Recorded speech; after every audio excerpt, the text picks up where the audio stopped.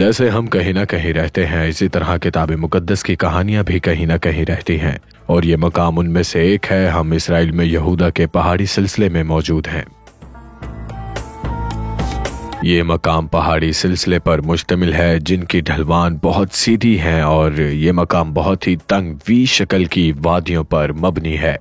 जैसा कि आप इन खड़ी चोटियों की तरफ नजर दौड़ाएं तो आप देखते हैं कि इसका तकरीबन 60% हिस्सा सीधी ढलवान पर मुश्तमिल है। ये खतरनाक लगती है, और यहाँ की जिंदगी वो भी चैलेंजिंग थी। ये जगह इंसानी तजर्बे के इतने मुखालिफ नहीं थी, यह गैर ताउन याफ्ता था।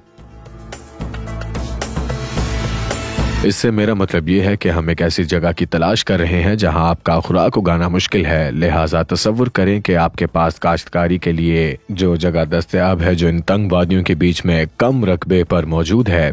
तो इसलिए हकीकत यह है कि आपको खेती बाड़ी करने के लिए पहाड़ों की चोटियों पर मौजूद मैदानों में जाना होगा। उनमें से कुछ या सिर्फ 1 एकड़ की तामीर में 4 से 12 साल तक लगते हैं।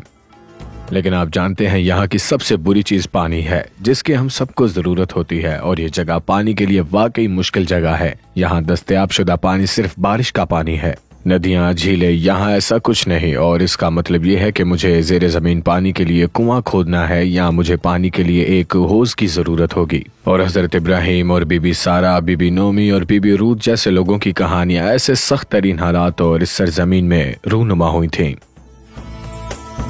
हजरत इब्राहिम और बीबी सारा, बीबी नोमी और बीबी रूथ के साथ शामिल होना मुफीद है, क्योंकि वही खुदा ताला जिसने उनकी देखभाल की और जिसने उन्हें इस मकाम पर जिंदगी में प्यार से बरकरार रखा, तो वो हमेशा के लिए आपके और मेरे साथ भी मौजूद होगा।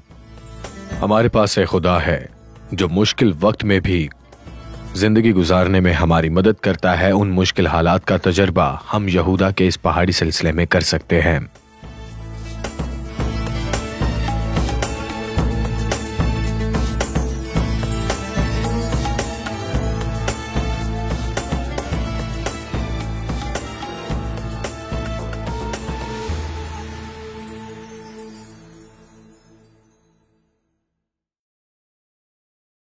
अजीज नाजरीन, इस वीडियो को देखने के बाद अगर आप इंजील शरीफ का मुफ्त नुस्खा हासिल करना चाहते हैं तो हमें अपना मुकम्मल पता बमा मोबाइल फोन के अरसाल कर दें। हम पूरी कोशिश करेंगे कि आप तक इंजील शरीफ का मुफ्त नुस्खा पहुंच जाए।